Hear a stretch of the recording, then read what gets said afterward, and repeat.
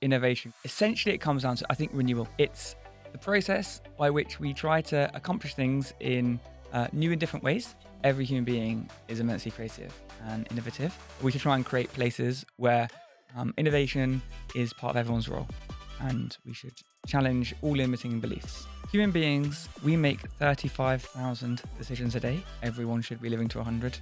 And the way that we could do that would be by changing the way that we make those little micro decisions every day. The goal of Joy is preventive healthcare. Joy is a platform of different products used by different people, all with the same objective of making preventative healthcare very normal. And we have 30,000 interventions across the country. So imagine this, you're the doctor, I'm the patient. Joy will pick this up and go, this person's risk of something preventable is high. You'll open it up, and so you might refer me to as a falls prevention service. And you basically tap, done. The efficacy of leaflets or verbal signposts or sending a text message ranges from 3% to 6%.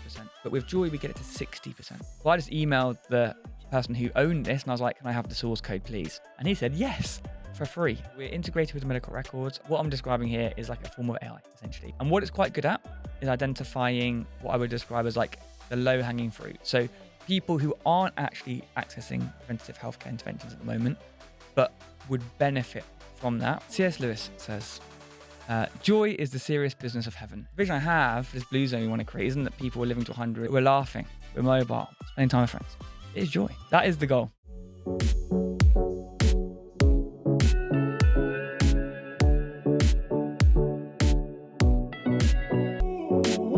Welcome to Inside Health Innovation, the podcast where we uncover stories of those people who are changing the face of healthcare. Today, I'm joined by Patrick Harding, CEO and founder of Joy App, a man that I would argue truly lives up to the name of his company. Patrick is what I would call a maverick with a mission, passionate, bold, and deeply committed to bringing joy and connection and compassion into social care with technology. In this episode, Patrick tells me his entire journey and how he built Joy App from scratch, and how he makes sure that his team is just as obsessive about making it all a success as he is. If you've ever wondered how business and purpose can truly align, well, this episode is for you. Welcome, Patrick, to Inside Health Innovation Podcast. So lovely to have you here. Thank you for having me. Yes. Good. I'm glad you made it. So I'm going to start with the question I ask everybody at the starter, and people are probably going to start getting bored of it. However, I still really enjoy asking it because everybody's answer is slightly different, and it feels like we're all on a bit of a journey when it comes to this subject. So please tell me, what does the word innovation mean to you? I had a job where and this is an eye roll for me, or an eye roll for you, where my job title was innovation consultant. Ooh. And my skin does crawl as well. And I thought about it then, think about it now, in prep for this podcast. And essentially it comes down to, I think, renewal. I think it comes down to renewal. It's the process by which we try to accomplish things in new and different ways. Maybe we're accomplishing the same things, or maybe we're trying to accomplish new things altogether.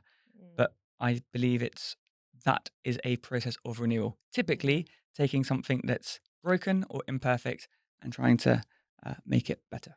Is that what you did in that job then? I made slides for a living. Were they really innovative slides, They least? were the most beautiful slides.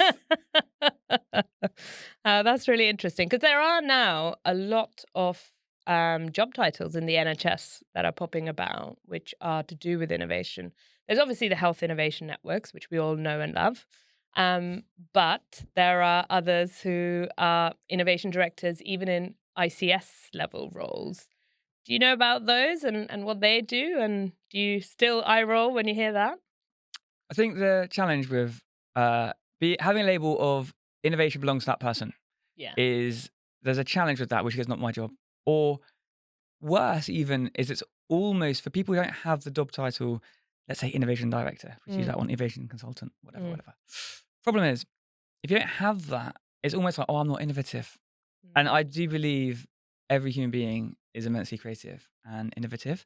So yes, these things exist, and I totally get why someone might have that job title and that might be a center of excellence for innovation, whatever. But my belief is we should try and create places where innovation is part of everyone's role, and we should challenge all limiting beliefs that might hold us back from doing innovation.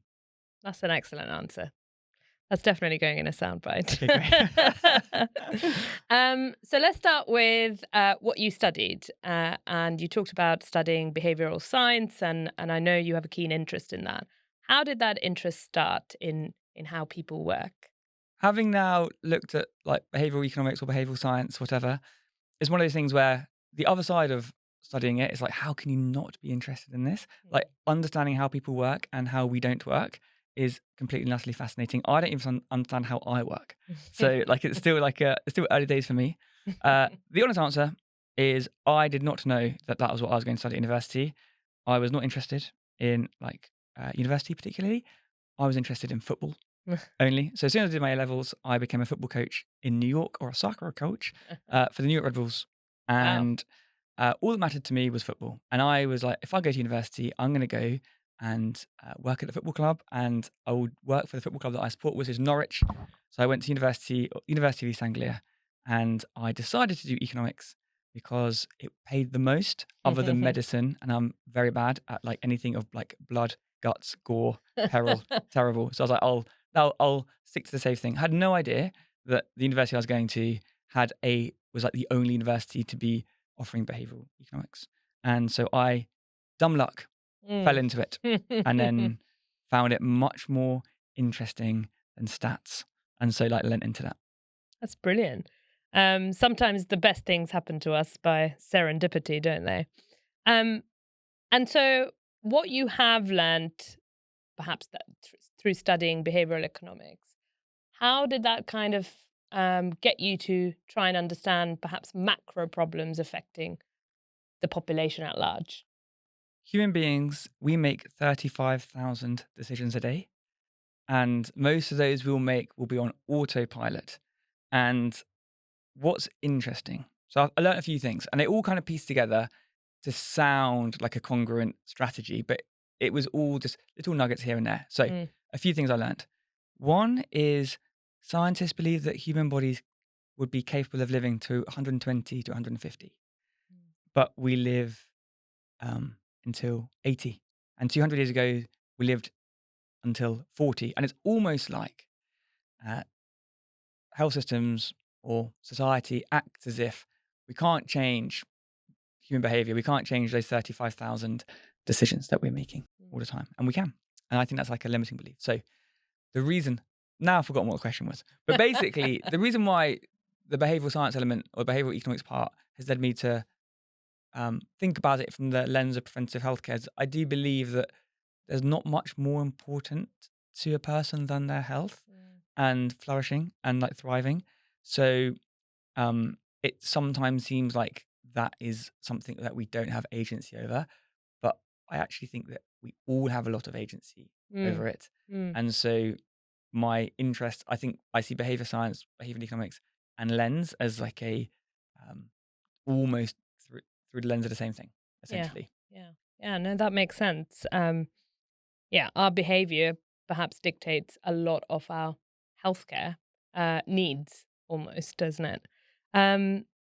So you went on and became a strategy consultant. This is perhaps where you were doing lots of slides. Yep.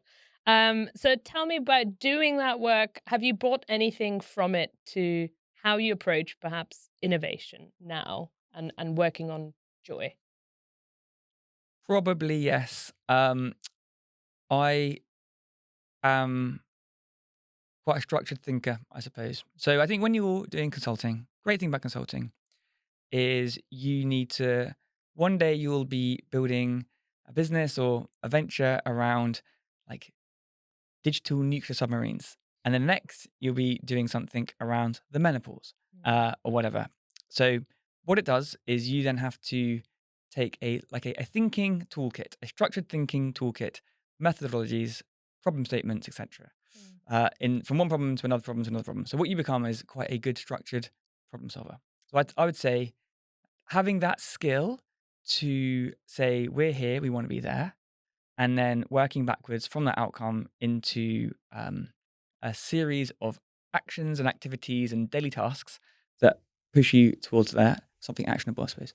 Um, that is a skill that I think that I picked up or learnt Mm. in strategy consulting, and that is something which is helpful when trying to change the world somehow. Is that what you're trying to do? Change the world? Yes, I think basically we should be living to 100. Everyone should be living to 100. And the way that we could do that would be by changing, helping the way that we make those little micro decisions every day. I think that we can affect that. And I think that if you imagine the world's different, but actually, no, imagine this, the world's exactly the same, Mm. but everyone lives to 100 or even longer. What would be the main difference? And I think that you could have no advances in healthcare. So we don't have amazing computer vision that scans stuff. I think you could park that. Imagine you can probably park like precision dosing, for example, and like super precise. But if people just changed, Mm. uh, if social circumstances were different, if we could change those, and if we could change what was called like the wider determinants of health, so people's lifestyles, behaviors are massive. Mm. Then I think uh, we could all live to 100, and you'd not need to advance anything at that like molecular level. Mm. That's a belief of mine, like Yeah. a thesis, I suppose. And Yeah, that's how you will change the world. that's the goal. Brilliant.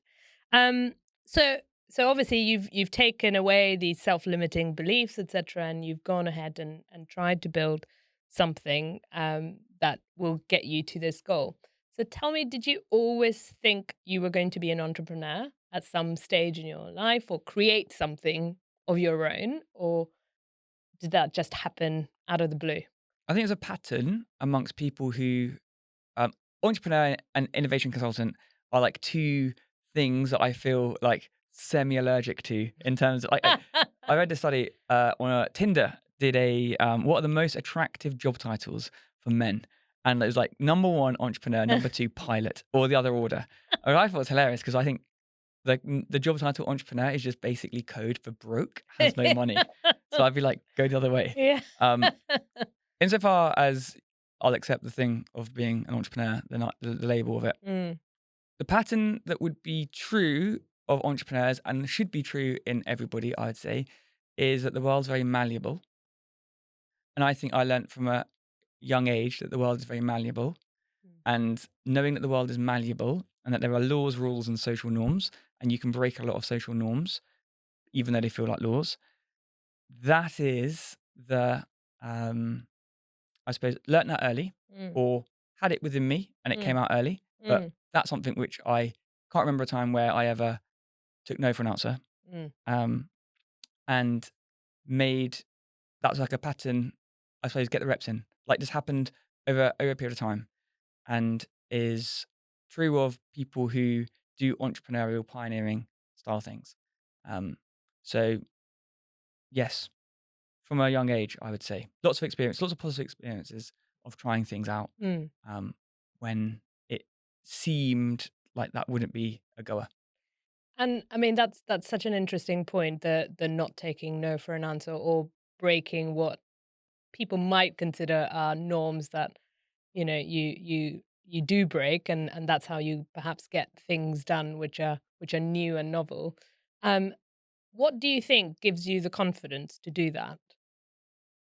Because many people aren't able to do that, and they worry about no for an answer or failure, and will be like, well, I'm not even going to try as a result Mm. of that self-limiting belief. So what gives you the confidence to attack that head on? That is a good question. I don't know if that was written down on It the pre questions. it I wasn't.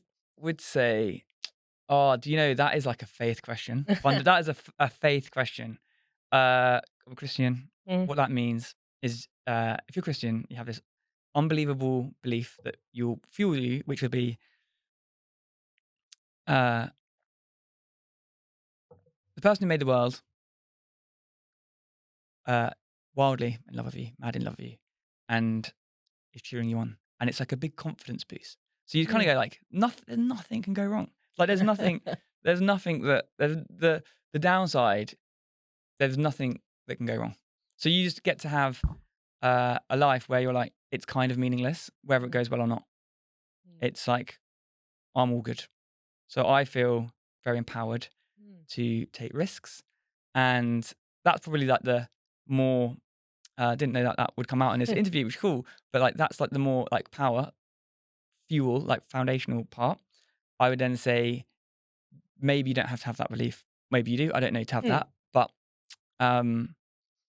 what happens is when you act in that way, no matter what your source is, mine, what happens is then good things happen, bad things happen as well, but good things also happen.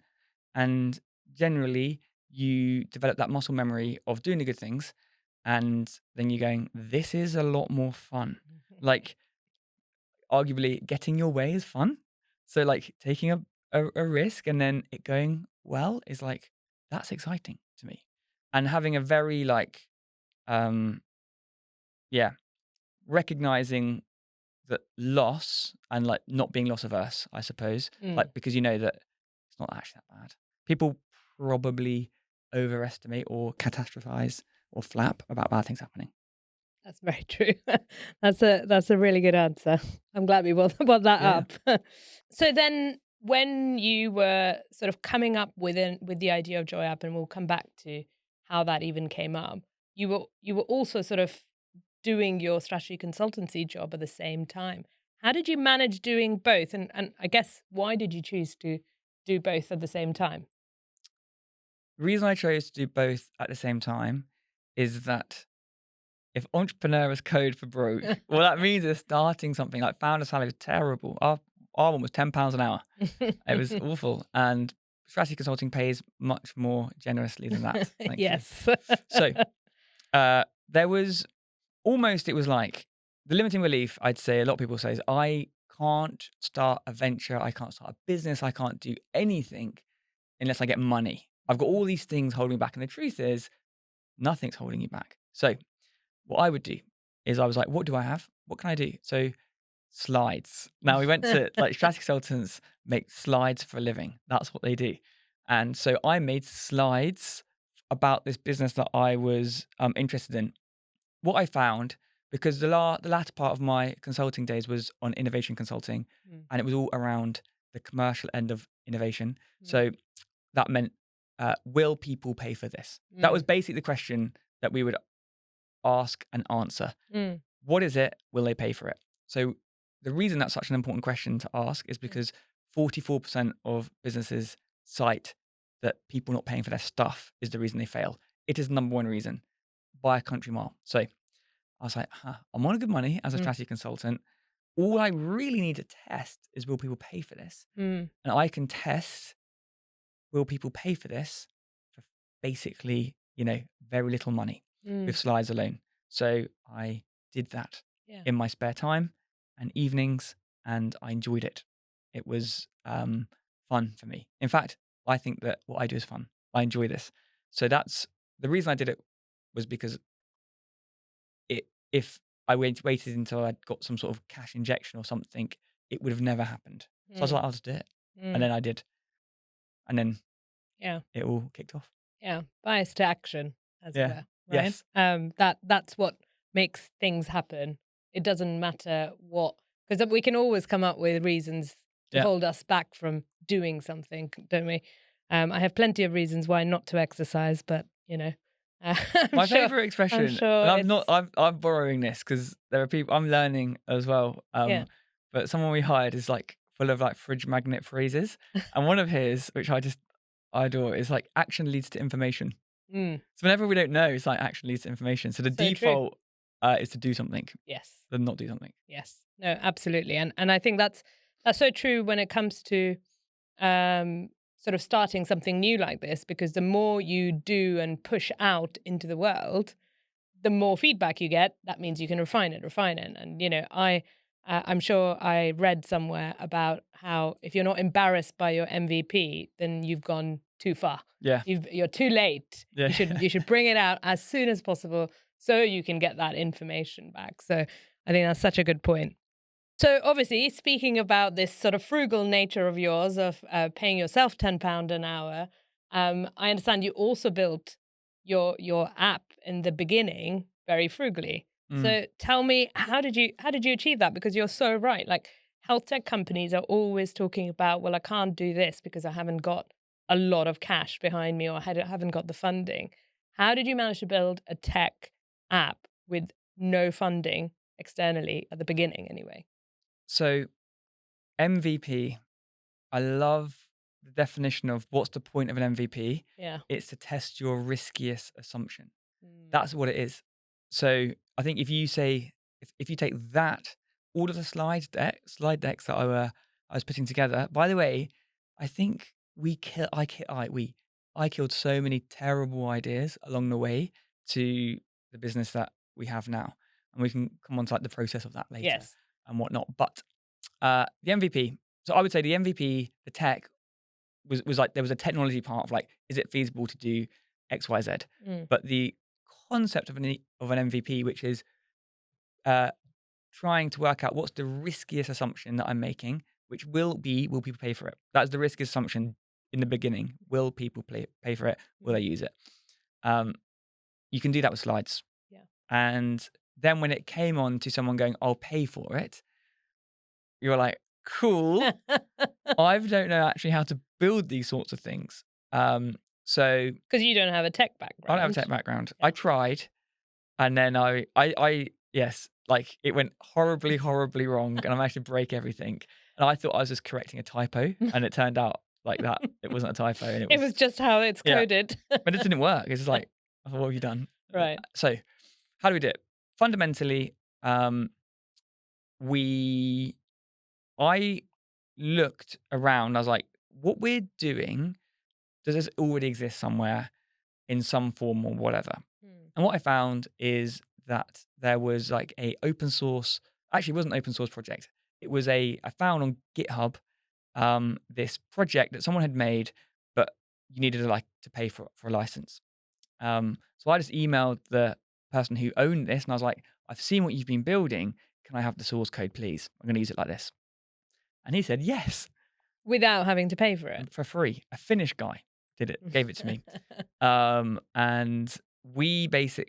I took that, and because I knew what it did, because I'd spent just ages investigating. Because I was like, there's no way we can do this from scratch. Because I got like a quote for that. I was like, that's not going to cost too much money. Can't do that. Mm. What other ways could we do it? So I found something, asked the person for the code. I was like, have this. Here's what I intend to do with it. And like, yeah, go for it. Which is very kind of that person. Also, an amazing thing that you just asked and you got. Yes. A lot of people would not even think about asking for it. Well, it was malleable. So, Yeah. got it. Yeah. Yes, that sounds exceptionally generous from that person. Like it was there already on GitHub. Sure. It used to be open source and free, but they then changed the licensing a couple of years ago. And I was like, this thing you're now charging people, can I just have it for free, please? And he was like, yeah, go for it, fine.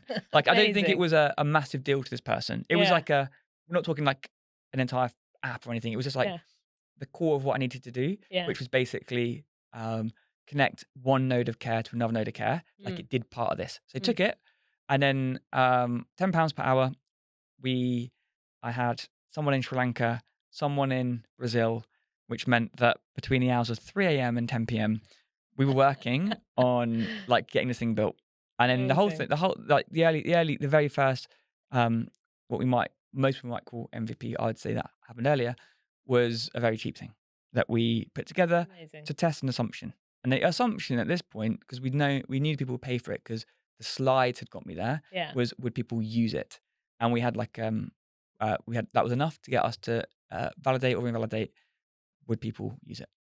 And how did you find the people in Sri Lanka and Brazil? How did you vet them that they are going to do this and they're going to do it well? I definitely didn't vet them. Reference checks don't exist on £10 an hour. Is this from a free, if you don't mind sharing, like, is it from a freelance website? Yeah, freelance website. So there's a couple that you can use. We've used, the main ones that I've come across are Fiverr and Upwork. Yeah, we've used. And I would say good to get started. Yeah. Don't like there comes a point where you're like, no. So didn't vet them, and it turns out cut a lot of corners.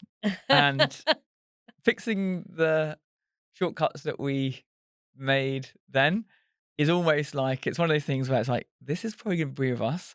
Always burn it to the ground and do a whole new one. Yeah. Which is something like we're always like wrestling with, I suppose. But anyway, point then was just to go from A to B. Yeah. And that worked for us. So what I really like about what you've said is you started with almost sort of validating the idea or the concept, and then you went away and obviously built the MVP on the cheap.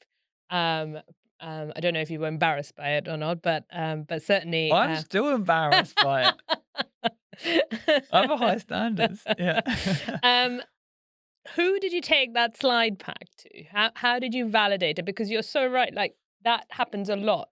So people think I've got this great idea because this is a problem I Yeah. want to solve, for me mostly. And maybe a lot of people also have this problem, and you understand that part. Sure, that bit is easy. But when people have to part money in order to purchase your solution, that's a whole other ball game. And that Yeah. whole almost product market fit, as we call it, is often the downfall, as you rightly said, for many startups. So who did you take it in front of? And what was the and talk me through that process of getting rid of those several ideas before you landed on where you are now. Yep, easy. So I worked out who is going to pay for this. The first thing is I formed hypotheses. Who is going to pay for this? Yeah. So I then came up with a list of people who I thought might pay for this. And I was saying this because there were 30 different them, let's say. I had hypotheses about who might pay for it. So when you're validating the idea, you're not just validating the product or the software or the service, you're also validating the market. Like, I assume, for example, directors of social care will pay for this tool. And it turns out you didn't speak to them, and everyone was so kind, which is a bit unhelpful. Like, more direct is good. It's a lovely idea. And then you're like, oh, great. So will you pay for it? And then they squirm. And you're like, okay, I've learned what that means. Yes. And you don't answer my calls. So essentially, to put it succinctly, I formed a view about what it was going to be. That's me looking at myself and my idea, my brain, what I want to do. And I looked at the people. I tried to find people who might pay to solve this problem in this way. And then what I would do is I would reach out to them in whatever way it took to get them to engage with me and meet them, talk them through it, and see what happened. And what happened was initially it was just tepid. Tepid is not good enough. Tepid is not good enough. It got to a point where they were saying, I'm getting tingles. And I was like, tingles is a good sign. People getting tingles about what you're doing is a good sign. That was a good feeling. And then you get to bin off all the things that don't work. And you learn so much because you're like, oh, it's a good idea. But then they'll say, we already have, or does it work with this thing I've never heard of? Does it integrate with this software I've never heard of? And you're like, cool. I don't even know what you're talking about. But like, I now know that's a requirement that we need to do this integration, this hectic integration. Yeah. So, sort of you nod along and you go, yeah, we're working on that. Yeah. And you're like, to do. I've said that a lot of course. of times. Yeah, I think with integration as We're well. working on that. Yeah, our integration. This is, next quarter. Yeah. Brilliant. That is such good advice for anybody listening, to be honest, about how to go about validating their idea first. Okay, so you've now binned all these ideas where you got tepid responses. You found the tingles. So tell us about Joy now. Tell us what it does. What is Joy? Yes. Oh my goodness. Okay, so it's the goal of Joy is preventive healthcare, as we'll probably come on to and touch on already.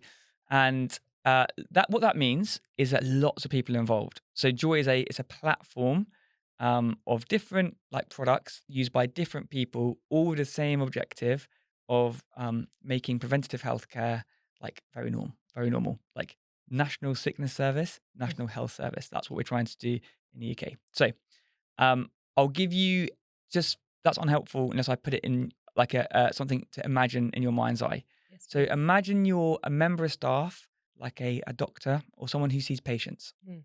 Joy is a software tool which is on your computer.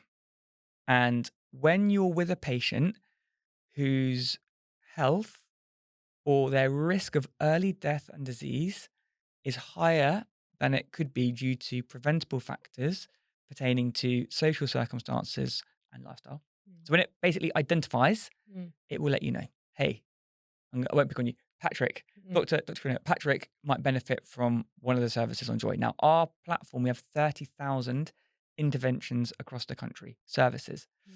So imagine this, you're the doctor, I'm the patient. I'm frail. Mm. If I have a fall, it's going to be bad. I live alone. I'm retired. Maybe my weight's going up. I'm coming to the doctor a lot more. But you're speaking to me about a reason I've come recently. Okay. Joy will pick this up and go, this person's risk of something preventable is high, and also that will be quite expensive. It will tell you, you'll see it. And then you'll open it up and there'll be local options. And so you might refer me to as a falls prevention service Mm. because and there'll be one locally. And then you basically tap, done. Mm. And then what we then do is we do whatever it takes to get the patient to then access that service. Mm. So identify, connect the patient to service, and then we do a bit of work on the behaviour stuff to try and make that happen. And then we just measure the impact. Measure the impact. As a consequence of that, did that person visit the GP less, visit A&E less? Did their health get better? Did they Mm. attend? All that sort of stuff. That's what we Brilliant. do. Brilliant. And so two follow-up questions. Let's go with the first one first. How does Joy identify the need Yes. for that individual? Is the GP or doctor letting it know these are the various clinical sort of flags that are coming up with this patient? Or is there another mechanism? So we're integrated with the patient's medical record, which is a really, and in the UK we're so lucky with the medical records that exist. Mm. So what that means, and we do a lot of work in primary care. Mm. The reason that we do primary care is that the NHS does 600 million contacts per year, but half of them, so 300 million, happen in primary care. Mm. So it's a really good place to be because that's where the volume is happening. Yeah. So we're integrated with the medical records, and what that means is that we're able to look through some of the medical history for relevant things, indicators, and it's basically what I'm describing here is like a form of AI essentially, Yeah. which just looks at parameters, combinations of parameters, as well as like healthcare usage. And what it's quite good at is identifying what I would describe as like the low hanging fruit. So Mm.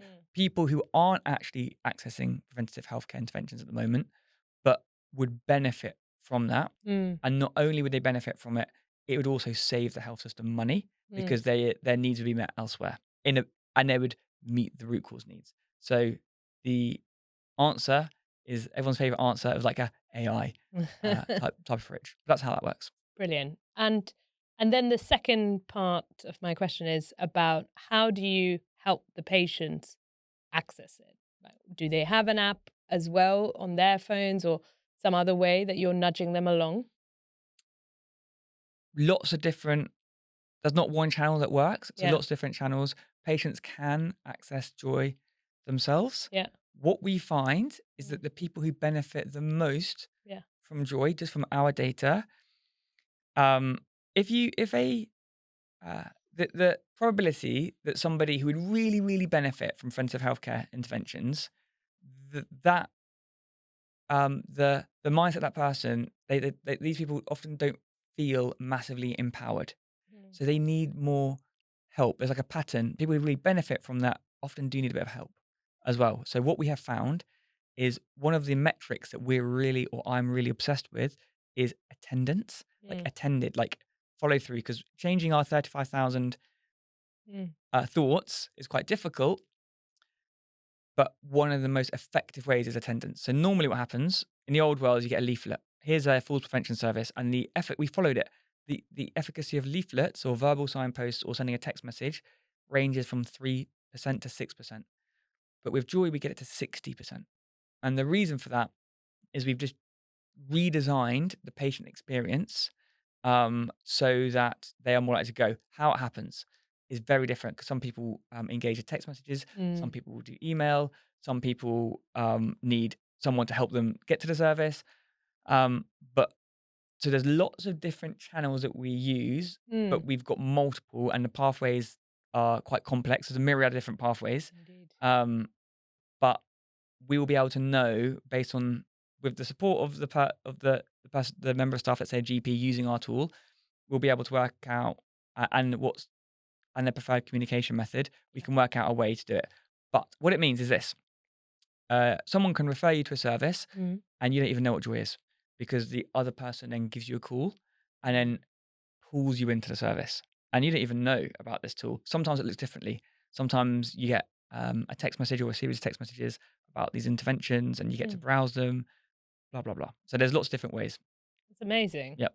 Especially what I like is the pulling into the service, because Yes. often, as someone who obviously also accesses healthcare in this country, you're often the one chasing things down and waiting to hear or suggesting things. Whereas if that sort of effort is taken away with something like Joy, I mean, yeah, I'm all Yep. for it. That's brilliant. So tell me, why have you called it Joy? Good question. The company name is Pungo. Pungo. Pungo. Right. And what I did when I was setting this company up is thinking like an idiot. And basically, I was like, the Latin for people is populus. The Latin for people is iungo. Well, I don't even know I don't speak Latin. So I was like, the Latin for people connecting could be abbreviated to Pungo. So I was telling someone, I was like, so I've called my company Pungo. She's like, why is it Pungo? And I go, it's Latin for people connecting. And she did what I didn't do, but she was much more intelligent than me. She went to Google Translate and she said, translate Pungo from Latin to English. And it came out as prick. And At this point, you decided that's a perfect name for my company. I can't call my company prick. So now I was like, we need a new name. And then it came to me. Yeah. So you called it Joy. Yes. Right. Brilliant. Is it because you're bringing joy to the world? C.S. Lewis says, joy is the serious business of heaven. And I think framing is an important tactic for behavior change. So what do I want to say? Like misery or like anti-misery or whatever. Like I think set the bar high. The vision I have for this blue zone we want to create isn't that people are living to 100 in a vegetative state. You're laughing. Yeah. Oh, we're leading. Old is just a different word because old doesn't mean what it is anymore because it's a different category of age. But we're laughing. We're mobile. Spending time with friends. So it's joy. That is the goal of it.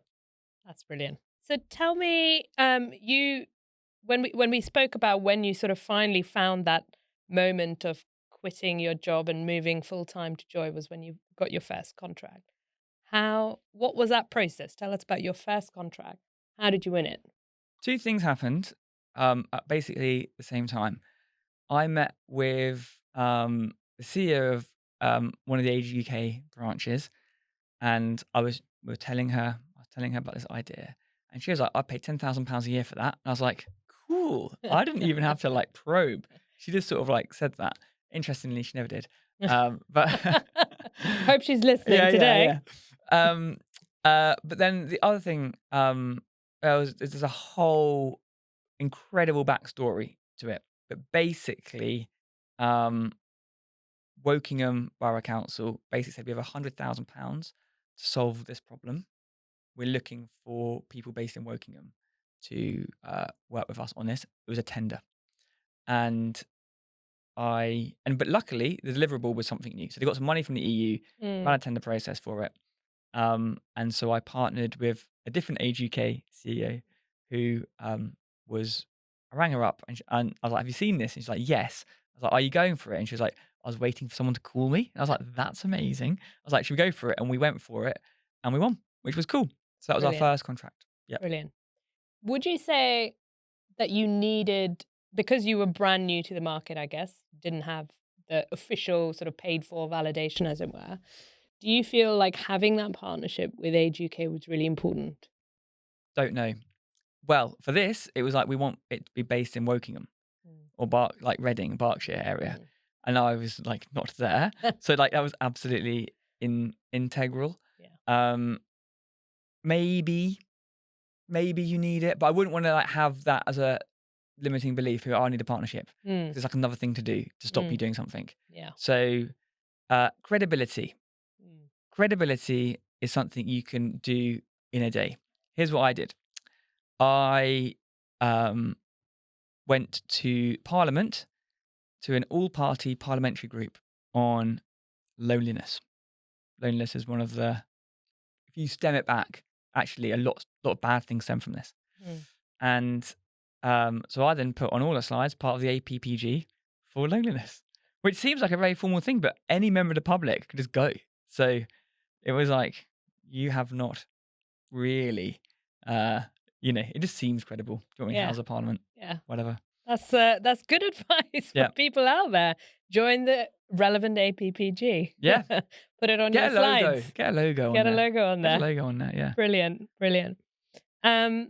So you talked about how you've obviously integrated Joy Yep. now with a couple of the primary care systems.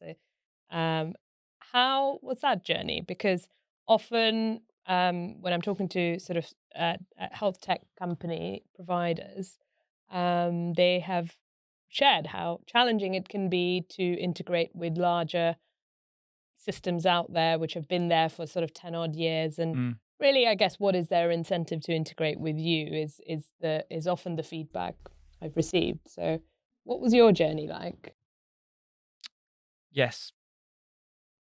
It's not a good thing to do if you want to make the UK a blue zone, is make everyone run an integration project with healthcare systems, because they are hard. Yeah.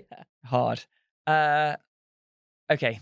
There was some practical advice for it. There are like NHS programs around it, which are facilitated, funded, or coordinated by the NHS. And that's good because you can use the integrations that they provide or the programs that they provide as a pathway to doing it in the NHS.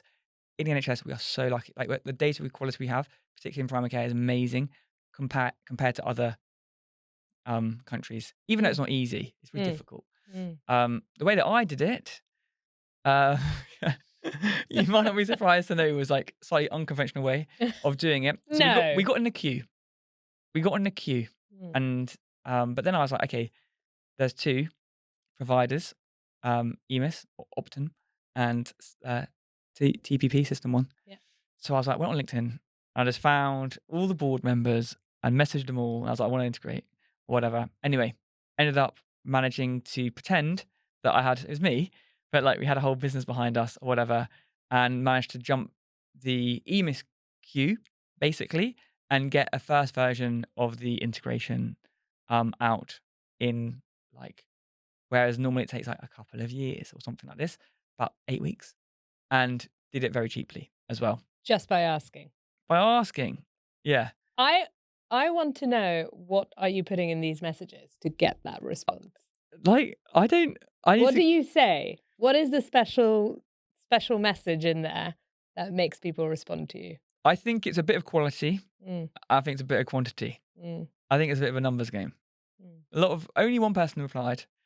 I asked a lot of people and I sent them a lot of messages as well. But where do you draw the line between being passionate and being annoying? When someone tells you to fuck off. So you carry on till somebody tells you that. That's a bit that's dramatic. Yeah. It's polite. I mean, we're humans, but it's like, I think that's like laws, rules, social norms. I think a lot of people go social norms. Oh, I emailed them, but they didn't come back to me. Not interested. Like, how many unread everythings do we have? Like, constantly being bombarded. So there's a bit of persistence. But yes, like, you don't be hounding people, and crucially, you have to have empathy. So obviously, right, the answer is not bleating on about yourself. You have to have a reason for the person to do that. You have to have a reason for them. They have to have a reason that they want to help you. The messages I was sending was not, can I integrate and jump the queue? That was not what I was saying. That's all I care about. But I positioned it in a more humble humility way.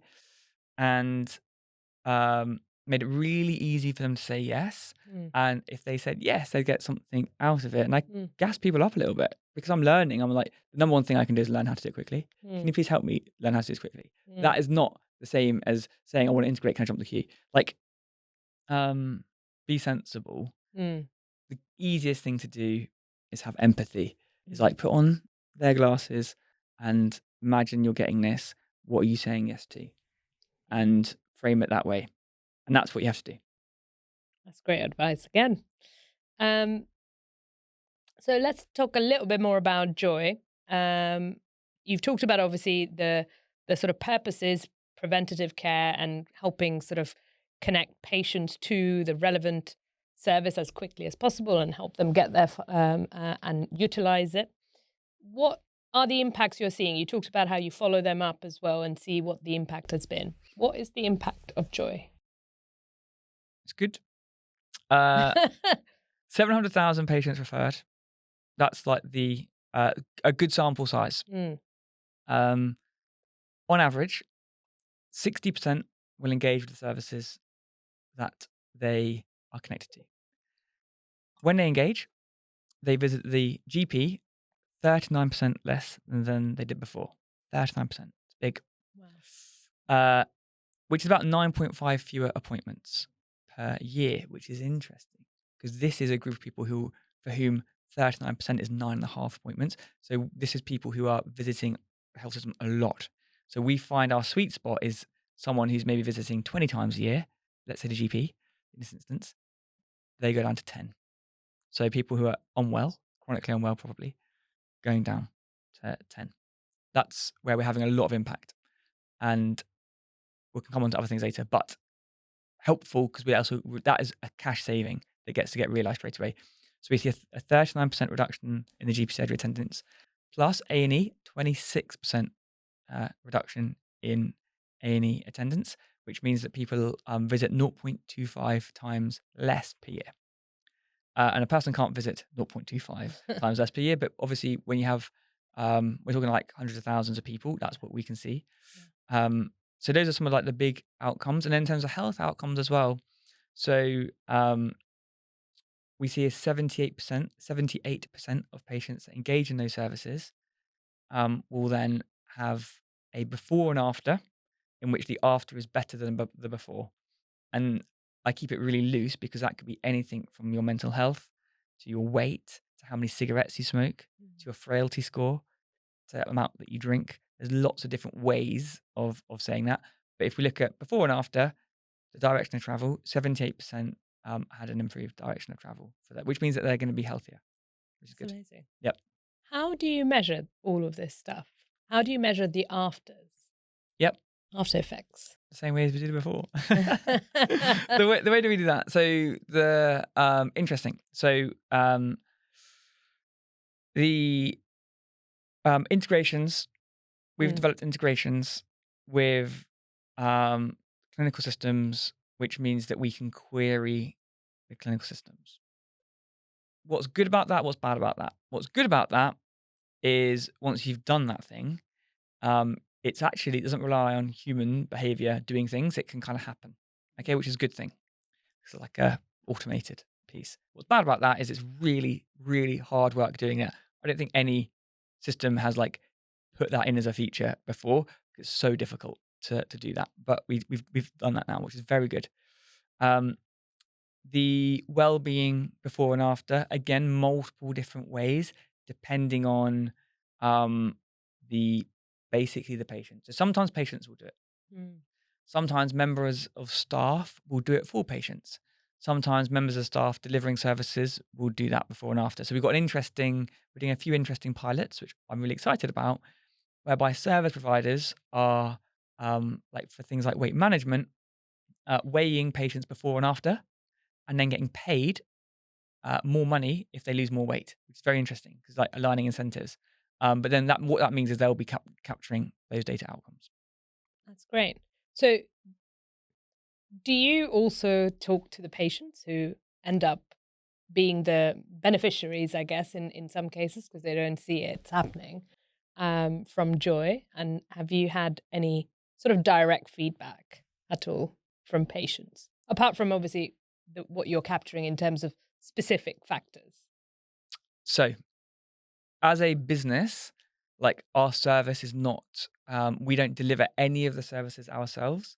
We are simply a intermediary, an aggregator, a middleman, if you like, that connects node A to node B. That's Yeah. what we do. Yeah. So patients use our tool themselves to get connected into services. But there are projects that we've done, and as part of our design process, the elements where patients will be experiencing that, we speak to patients about that as well. Yeah. So we do a lot of, actually, most of our users are more clinicians Yeah. or like staff in the healthcare setting. So most of our like research will be done with them, but then we do like some research with patients where they're going to be interacting with the tool or even experiencing the journey. So, for example, the patient experience, even if they're not using Joy themselves, but how they might get connected into a service and what would it take for people to get connected into a service was like lots and lots and lots of research, so particularly in the early days, like really just asking, I say patients, people, just, their experiences, what their limitations are, etc. for doing that. But yeah, as a routine part of our business, like actually supporting patients with people isn't something that we routinely do, if that makes sense. Yeah, fair enough. That makes sense. And so now Joy reaches over 2,000 GPs, is my understanding. Has the product evolved from day one to where it is today? And why did you choose that route of evolution? So I'd say the journey we're going on now is around, imagine 600 million consultations or contacts that the NHS is having every year. And then if you fold in like other, like social care, for example, there's going to be like millions more on top of that. Our goal is the thought of prevention. Oh, this person should do X, Y, Z, or this person should access a service that helps them with ABC. That thought, a fleeting thought, is going to come across the minds. It's going to come across. It's going to happen hundreds of millions of times. Don't know how many, but hundreds of million times. People are going to have that thought, and what we believe is, if you have that thought, you can turn that thought into an action. That's the goal. That's what we're working on at the moment. And sometimes it might be, you might not even have the thought, but maybe this, because you've got so much on, this thing can actually provoke the thought and go, oh, actually, yes, that is a good idea. So that's what we want to do. So so what am I describing here is tools for staff that work that speak to patients and are doing an amazing job already, but where prevention could actually address that person's issue both now and in the long run. So product direction is, how do we, NHS got 1.5 million, it's the biggest employer in the country, one of the biggest in the world. How can we tool up all the people who are speaking to staff regularly with the world's most easiest tools to connect patients to amazing services? That's the product direction that we're on at the moment. But that then means, and we can really have a lot of impact if we get to that state. But then post that, we're still bottlenecking, or it's still on the path of clinicians to do things. And so we need to then consider and ask ourselves the questions: how do we take the staff off the critical path, and as well as that, also connect patients to services or help patients access services, and be really incentivized and thoroughly attracted to and excited about the potential of accessing these interventions that might help them? How do we do that as well? What we find is, the reason why we really leaning into the staff, the clinical point of view, is that trust levels with, let's say, a doctor or a nurse or whoever, they are so high. So my sort of concern would be, we lose that human nudge, encouragement. Oh, my doctor suggested I do this, or this person I trust suggested I do this. That would have a negative impact on attendance. So that's the thing that we're sort of wrestling with, about how we like leverage the like almost self-care type pathways and tools. Doesn't mean we can't do it. It just means that we need to really think it through. So product direction now is, everyone who speaks to patients should be able to have at their fingertip, tap, tap, done. A thought, even it's like as easy as having a thought. Um, that's our view. What that means is we need to work out what they're struggling with today and how can we twin our objective of preventive healthcare with their current objective of I need to get my job done so I can see the next person. And so that what that means is we will be trying to get ourselves into different clinical pathways and workflows. And that's a big priority of ours. Yeah. Yeah. That sounds really interesting. So you've talked about obviously some of the impact that joy can have already around the savings, around appointments, etc. Are there any specific success stories that you want to tell us about today? So a few things spring Mm. to mind. So it the normal state is you will put someone will commission joy or put joy in, and what will happen is there'll be like a bump in the number of patients actually accessing services because we make it a lot more sort of simple for that. But then also you start getting you start shining a light on what's happening in the system. So you start seeing GP appointment reduction in A&E, and it's like that's the normal. That's the normal. You put joy in, more patients get referred to services, they attend better, and we have much more visibility on all this amazing stuff happening. That's what happens. What I find most fun is probably like the odd cases. So things that spring to mind. Um, Normally, what we see is around 3%, 2 to 3% of the population getting connected to services, which I think is too low, but it's much higher than it is pre joy. In fact, Mm. people don't even know what it is often, but it goes up. Normally, we like double it. Yeah. So uh, I like it. So I was looking at some of the data and there were some anomalies. And I was like, wow. So Newham, for example, it's like 3 times higher than the average. And in Newham, East London, not a million miles away from where we are now, Yeah. what's great is we have the MP sees constituents and they can connect patients. Or they can connect, they wouldn't call them patients, I'd say constituents services. I find that really interesting. Another one, Wokingham, the first one, there was an occasion where people were searching for like low intensity exercise groups for older people. And we picked up that nothing was coming up. So they had all this cohort of people who'd benefit from low intensity exercise who are older, but nothing, there was not really any gaps there. So they then commissioned Tai Chi for older people and then it filled up and had a really positive impact on their health. So those are a couple of like examples, I suppose, where I'm really impressed, I suppose, by how they're adopting the tool and the impact that we're also helping them have, which is what they want to be doing anyway. Yeah. But now they have a bit more like data around it and thinking very creatively about how they might share our goal, their goal of the preventive healthcare. And so just so I understand that well, so what's happened is not only are you connecting healthcare professionals with all of the services that exist, Yeah. you're almost helping them figure out what's missing Yep. so that they can put that intervention in. Yep.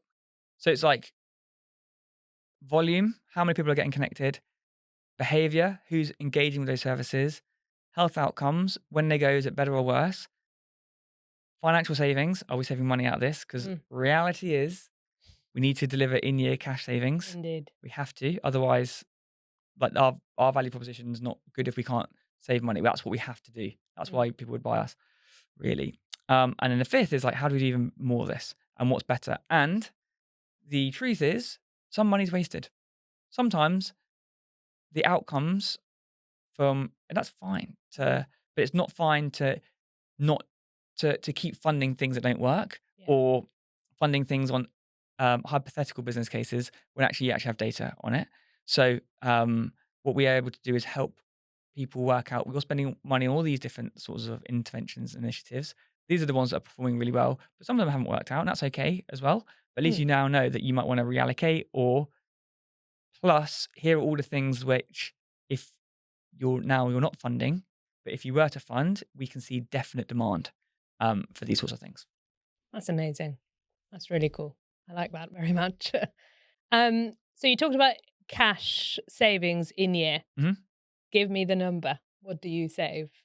So imagine you are running the made up ICB, the healthy ICB, and you buy joy. So what would you expect? What you'd expect is a savings in year of between 4.5 million to 9 million pounds worth of GP appointments that didn't happen and A&E attendance. That didn't happen. And I can break that down more and more. But Yeah. the range is based upon what the most and the sort of least. And the key factor would probably be like deprivation levels. So if areas of high deprivation typically have lots more referrals than lower levels of deprivation, but everybody always refers. That's amazing. That's amazing. Quite a large number being saved there. So I hope a lot of ICBs are listening. And we only take half. Obviously a joke. Yeah. Say that again, clearly. Yeah. So you're saving a lot of money. You're sort of, helping people get healthier through these preventative measures.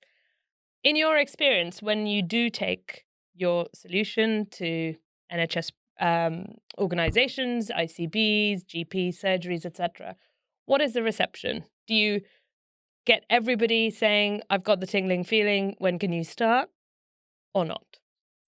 What I think is interesting about working with, I would say, the NHS as an example, but any sort of enterprise type B2B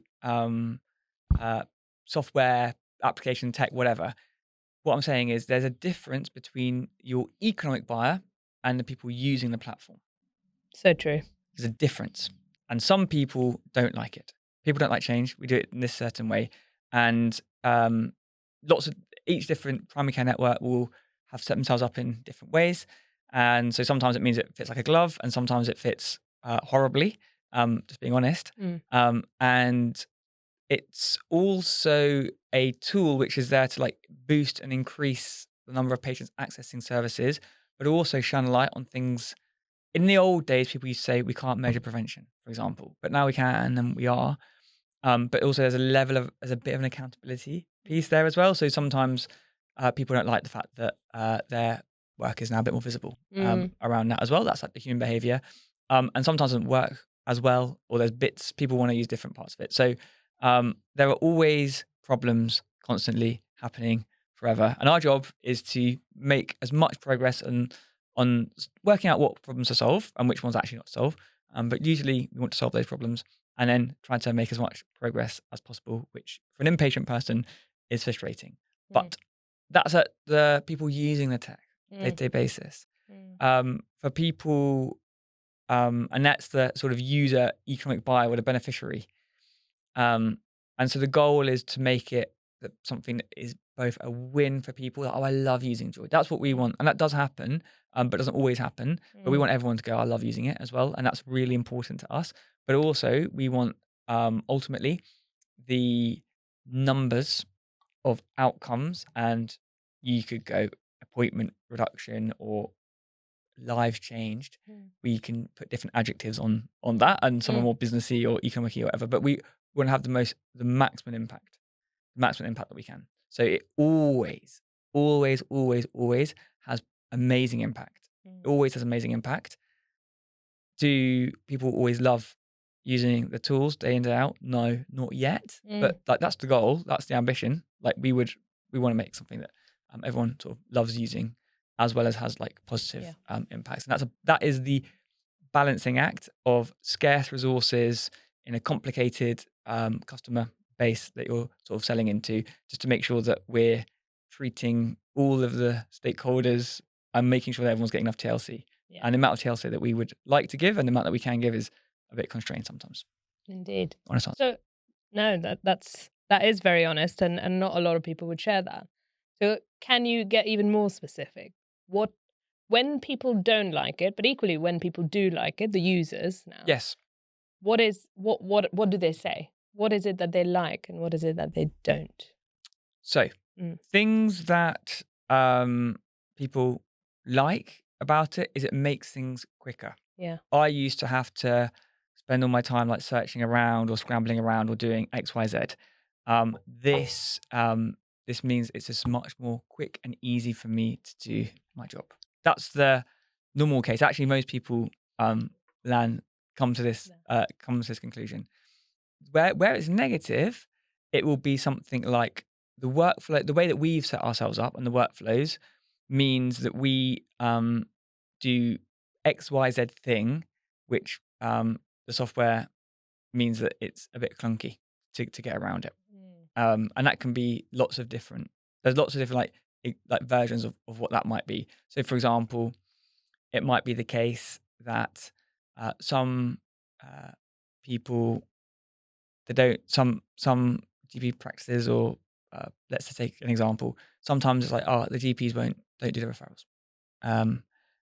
It's someone else's job to do that. Mm. And so then the doctor's like, oh, I don't want to have to do this new thing. But then Mm. the other practices where they do a lot of referrals and they go, gosh, this used to take so much longer. This is so much easier. And it's actually the exact same set of things. Mm. And then sometimes there'll be like mistakes or like bugs or something that will introduce to it and it will affect someone. Mm. And then they'll be like unhappy about this. Yeah. And then we're like, I'm so Fair sorry. enough. Yes, fair enough. And like, please. And then we obviously move on from Fix that it. as well. Yeah. But yeah. But you're right. I mean, I guess, the NHS, I think maybe sometimes outsiders might think the NHS is one big organization, but it really isn't. Forget, even in secondary care or primary care, they're still not the same as you've just described. Each individual practice, each individual NHS organization almost functions completely differently in many ways, and in how it's set up, how the workflow is run, compared to their Yeah. counterpart down the road. So I completely understand that, having worked for 10 years on the front line, how different every organization is, and I guess that's important to consider when building tech solutions like this, which are prevalent on the users using it, but it is a constraint, isn't it? Because you can't get it the same for everybody, because everybody doesn't work in the same way. So it's a hard problem to solve. I think that what we know is true. What we know is true is the problem that we're solving exists in every Yes. part of the country and in every like modern part of the country. So Mm. the macro problem is the same, but then what happens is you have to break down the macro problems into teeny little micro problems. And what happens is the more you break it down, Mm. and the more differences there are in different setups and ways, you then need to iron out the problems. Mm. So it's very rare that we'll be given it would be better if you did XYZ that we disagree with. Very rare. We go, actually no, I think this is a really good point. Yeah. And so like the goal then is like to try and polish that and try to move it forward. Yeah. I think it's not the case that anywhere has been black and the other place has been white. It's always like there's always a balancing act, I suppose, with that. But people, asking people to change their workflows and change to accommodate your system is extremely audacious, and you have no divine right to do that. Like they need to really see, people have to see the benefit, and that needs to happen instantly. And when they don't, people are rightfully not happy about that. Yeah. And I think fair enough. Like we're asking you to, you know what I mean? Like that's the dynamic, and so we have to work harder, basically. I think that's really good perspective on that situation. So thank you for sharing that. So in the NHS now, prevention is one of the big priorities, one of the top 3. One is, the analog to digital, care closer to home. And then there's prevention. And obviously Joy kind of fits quite nicely within that vision. Often I hear from people working in the prevention space, though, founders such as yourselves, that actually the challenge they see is perhaps there isn't any clear funding pot that has been identified within the NHS to support prevention interventions. Mm-hmm. What would you say to that? What's your understanding of the landscape? So many further questions that I would have, but can't ask the people who have said these things those questions. So maybe just like a few rules of thumb, and I'll talk about the Joy experience, right? Yeah. So the first thing is when it comes to prevention, there's many different ways to look at it. Okay, so one is preventing things that haven't happened yet from happening and aren't happening at all. That's one. That's our goal. does exist there, but actually our business case, so you asked me a moment ago, like what's the savings that Joy delivers for an ICB? Well, what we do is we take people who are very high intensity, and when I say high intensity, what I'm saying is expensive. Yes. So it's sad because they're getting a lot of medical treatment for things that could be addressed with preventative interventions as well. So prevention can also be, you can maybe rebadge it as like demand reduction amongst people. So the person who's visiting 20 times a year, they visit 10 times a year. Yes. 20 to 10 is minus 10, happens immediately, happens like straight away. And you get that, that's an avoided thing that didn't happen anymore that would have happened otherwise. The before or after changed. So that then means that you people who are doing preventative, what would be good is there's 3 buying levers: make money, save money, comply. Those are the 3 buying levers. So making money is quite an odd and hard thing to do, I think, in the health system. So just part that, particularly NHS. Saving money. So if you're taking someone, or not even a person, but like groups, myriads of people who are visiting 20, and that's going down to 10, then you've got a save money and a reduction in demand, which you can then, which is a real thing. It's a real saving. It's not a theoretical, it's real, which you can then give to people. And that's what we do with our business case. Now, in the 20 to 10, there'll also be people who maybe visited once and they're still visiting once, but their health is compounding in a better way than it was beforehand because they're on a different path now. But that doesn't actually, that's not why we're getting paid. Yeah. Third reason is compliance. So you have to find one. So maybe there's a rule. Maybe there's a rule that says people have to do your diagnostic test or your blah, blah, blah thing. And you have to get that. And if you do that, then you're compliant. And if you can hit the compliance play, it's so good because they have no choice. And then people will be so much more attracted to it. So I think find your value prop will ladder to one of those things. Yeah. I think that's a really good takeaway. The make money, save money, or compliance. Those are the levers. Yes. And that's what we need to align any kind of solution to. Absolutely. So through your journey with sort of implementing Joy and across so many now surgeries and so many sort of patients being referred, what have you learned about adoption? Also, I guess there's 2 parts to this question. So I understand you also refer people to digital healthcare apps through your platform, and indeed sort of more in-person interventions around preventative care. What works better for them, and in terms of adoption? What have you found in your data? The honest truth is real services run by real people are so much more referred to and accessed than digital therapeutics, which is really interesting. And what do I make of that? Why is that the case? Yeah. Why is that the case? Is it because digital therapeutics are not as effective? There's lots of different reasons why that could be the case. Or maybe the muscle memory hasn't been developed at the coalface where people are actually seeing patients. Maybe patients themselves prefer to speak to somebody than a digital therapeutic. But yes, if we compare that, the uptake of digital therapeutics is very low, and almost so low that it seems that it's beyond efficacy. I think it's perception of efficacy on both staff and patients probably about those interventions and those therapeutics that might be there. But I imagine that in the future that will be different. It's not a UK problem. In Germany, they have this thing called DIGA, which is like a app library, or like you get paid a certain amount per time a doctor prescribes your digital therapeutic. It's like the same model as pharmacy gets paid. So like every prescription you get paid an amount.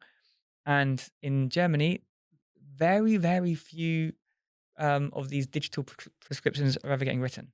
So I think there's like it's not a UK problem. It's not our culture or whatever. I imagine that it will basically be like getting reps in, like there will be muscle memory type change, which is probably gradual. But the base is quite low currently. Yeah. That's really interesting because I guess a lot of new health tech companies are digital therapeutic companies. Mm. And I guess, yeah, the question is, how long will it take for people to see them as a real intervention worth referring to and then actually having that impact? And I guess what I often hear, and it'll be interesting to hear your take on, is the stickiness of those apps, right? Mm. There are obviously a ton of wellbeing apps that we all know. And then there's perhaps some more, very few, is my understanding, are sort of perhaps more clinical grade digital therapeutic apps. And I guess my question is, what do you think? I know this is in your bag, but what do you think from just, I guess, your understanding of referrals and how practices work in terms of preventative care? What would make those apps more sticky for patients and indeed for the referrers? What Yeah. would make them refer more and what would make patients stick with them more? Yeah. I think what would need to happen would be like change in. There's two parts to it. It's like getting them connected to those in the first place, Mm, and then getting patients to stay on them. So like yeah. the initial recommendation, referral, or whatever it is, like activation, and then like the staying and the engagement of on the like activation piece. It's like a bit of a culture change, and Mm, you need to win over the hearts and minds of staff. So what pharmaceuticals will do is they spend as much on R&D as they do on marketing and sales and marketing. And that's because they'll have like reps who are going around trying to identify like key GPs or doctors or whoever who might prescribe that and like be selling it. It's probably more of a US model. I think that's yeah. illegal here, possibly. But Yeah, they'll try and do this sort of yeah. influence piece, and Yeah. Yeah. it's probably a similar set of activity that's proven to work, and winning over the heart. So what they've realized is winning over the hearts and minds. Mm. It's all very well being clinically effective, but you've got to win over the hearts and minds of people. Then the engagement and the stickiness, and I think that's basically developers' jobs to build things that people want. But things that spring to mind are generally single player mode Mm. type stuff is not as good as things where there's community. Mm. What I found anyway, Yeah. with if I think of all the apps that I use, like Mm. there's normally the ones that I would probably spend more time on is Yeah. more of there's something behind um, just the thing I'm engaging with. Yeah. That's really interesting. So you mentioned Germany. I Yes. understand you were on a trade mission to Yep. Germany with organised by the Mayor of London. Yep. Tell us, how was the trade mission? How did you get on it? And what did you learn? Getting on it, I was invited. It was like, Oh, Sadiq would like to take you to Germany. Are you amazing. interested? I was like, let me think about it. Yes, I'll go. So we also went to Switzerland as well. Brilliant. It's very interesting. Mm. And it just made me so immensely grateful for being in the UK and working for the NHS. I could, for a very long time, explain like the setup there versus setup here. But the headline is, for an innovator, an entrepreneur, or whatever, the UK is so much better for preventative, so much better. For a business or a venture like ours, we would have had to have done it a very different way. So let's give an example. We have electronic health records here, which means that we've got good structured data, accessible data in your primary care medical record, right? Mm. And we take that for granted. And when people will go, "Oh, that's not very good," they are great compared to other places. In Germany, you will have a file, imagine like a SharePoint file,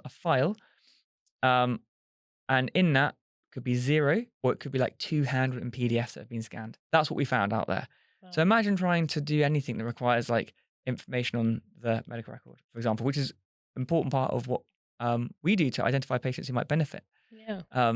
So that's one thing. The other thing is that the NHS is vertically integrated, is more vertically integrated than other health systems. So in Germany, for example, there are like insurers. It's an insurer model, but it's like statutory insurance. So 98% of people have insurance. 2% don't have, which is a bit kind of, we worry about the 2%, but overall 98% of people have health insurance. You get to choose. which one.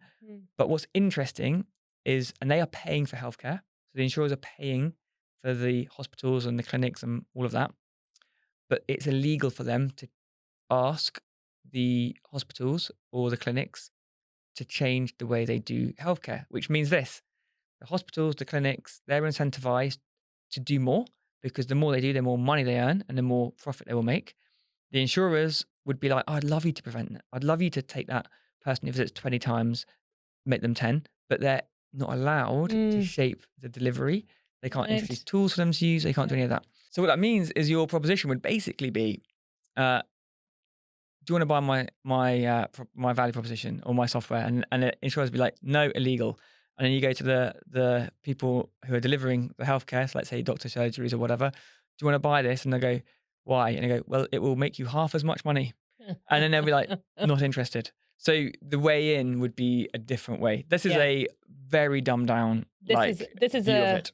And this is a sort of almost the lever of make them money is perhaps the bigger lever to pull. Exactly. No, totally. So we'd have to reshape it. So not saying that could a preventative healthcare business thrive in Germany, of course, but if it was like copy and paste, it just wouldn't work. We'd have the on the ground incentives are set up differently, which would mean that we would need to do things differently. Yeah.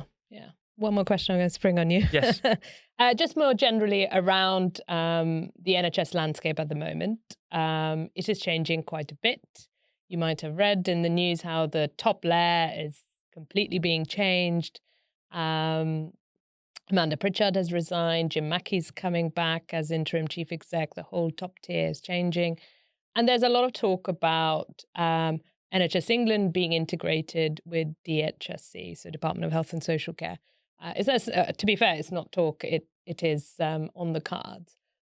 What do you think about all that? Have you got any advice for West Streeting that you'd like to share?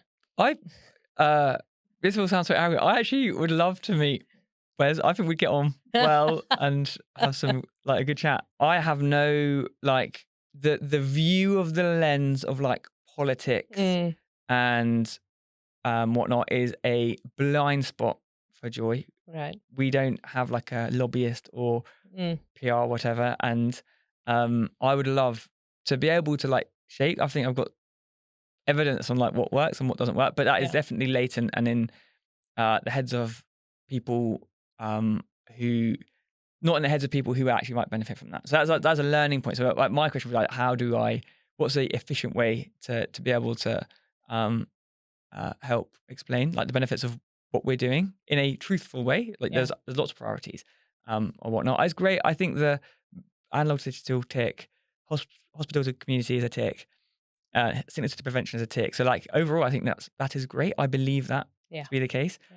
But when it comes to who's who in that, it's I'm so I don't have strong opinions on those things. For me, it's around I have a macro vision. Yeah. Macro vision is we live to 100 and we're healthy and happy and laughing in old age. That's what I want to see happen.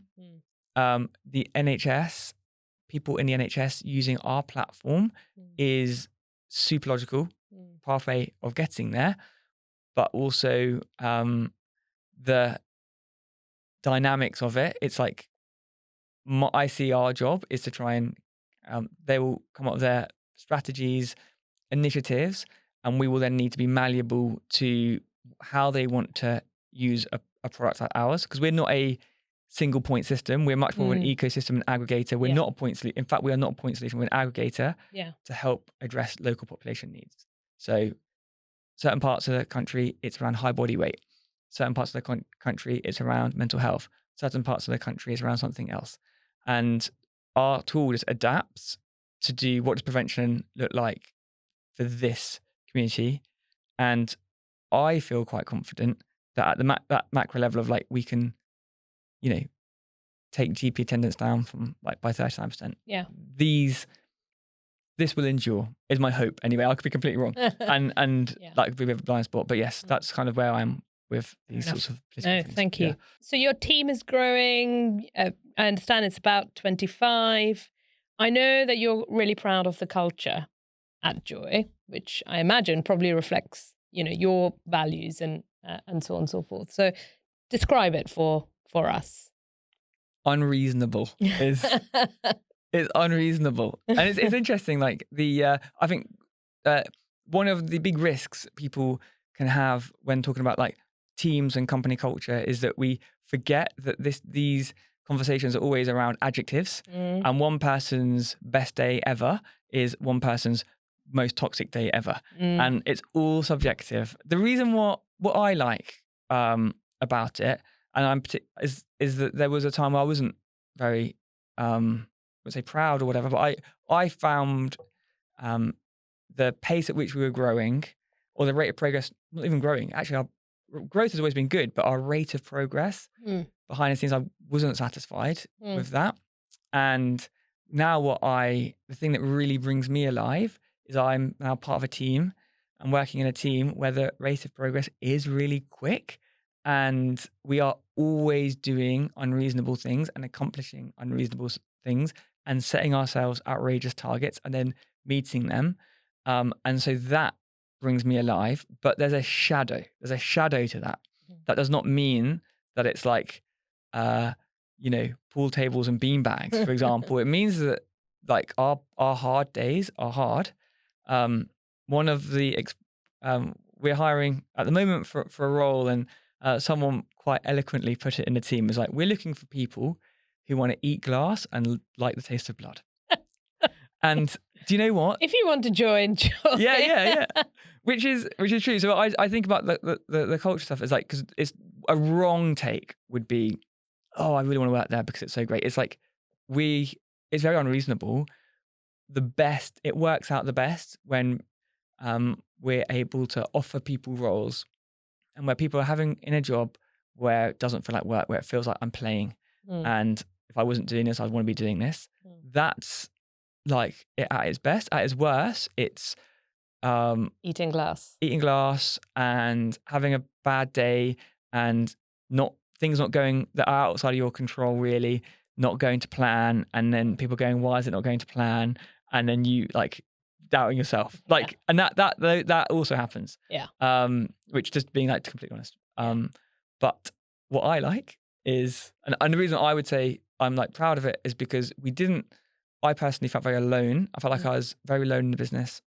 And now I don't feel alone because I'm like, I look around me, I'm like, the people that I'm working with, we're on the same page and we're like doing really hard things, and things are going wrong a lot, but things are going right a lot, and I just doing it with people, and we're all enjoying, like, it might not all be fun, but like there's nothing else that we'd rather be doing.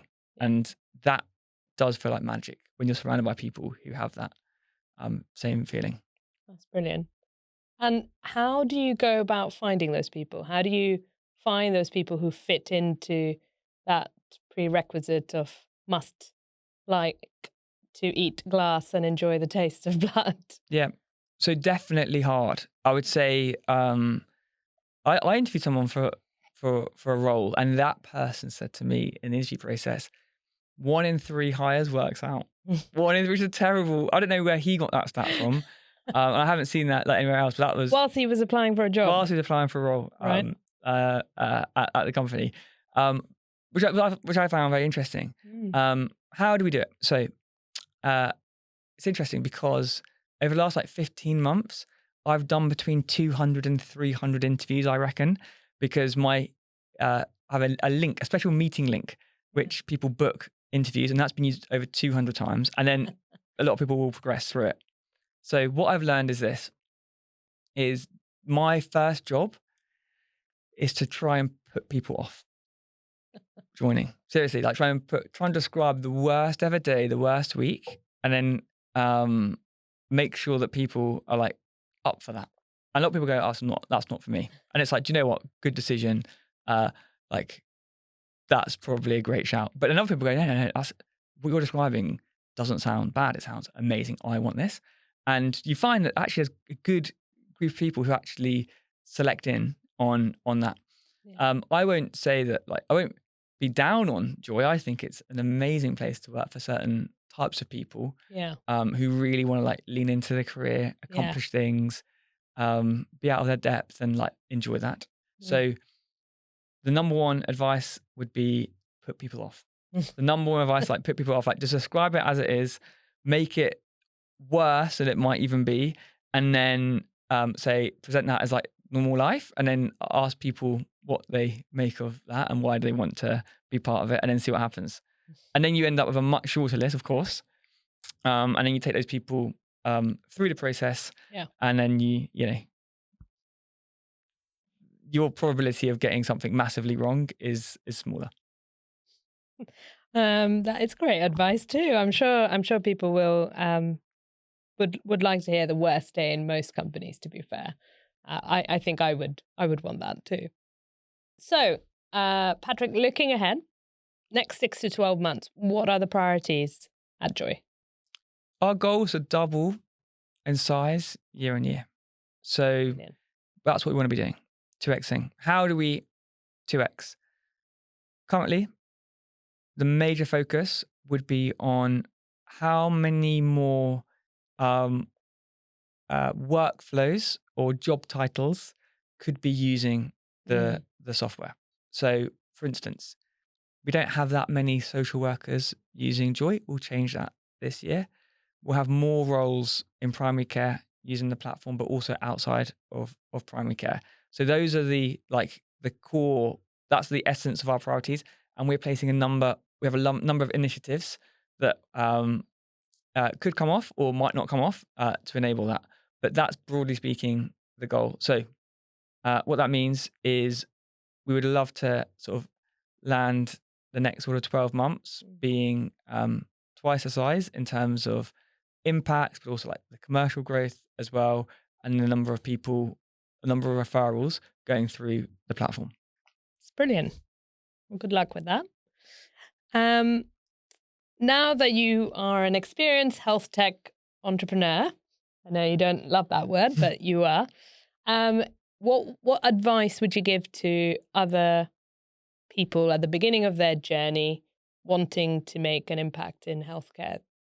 So if you haven't started yet, I think it is a case of working out what is my biggest assumption. Probably is some sort of people will pay for this. This is an assumption which I am regularly testing myself still all the time, particularly on the new things that we're trying. You know, we have to keep that sharp. So I think we should always be, any business should always be like evaluating that. Yeah. What's your riskiest assumption? And just do and test, and just know that you don't need lots of money to test those assumptions. And the more and the less risky your assumptions are, or the less important the risky assumptions you have, then the more momentum you've got.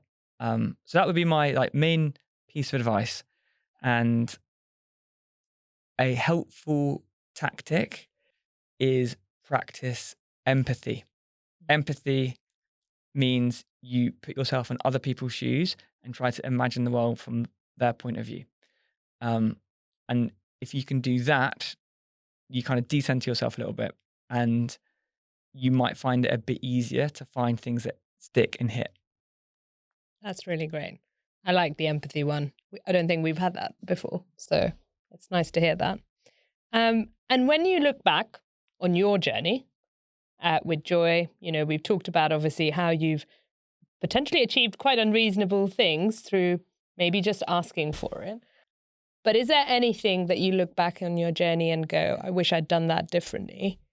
Or is everything effectively a learning experience? It is all definitely a learning experience. I'm a first-time founder, and that means that the path that I've made choices or decisions or whatever which haven't paid off, or which I now reflect and undo them and whatnot. But I would say the thing that was on my mind when I was making the decision, which I reflect and go, that was a known possibility to me back then, was this.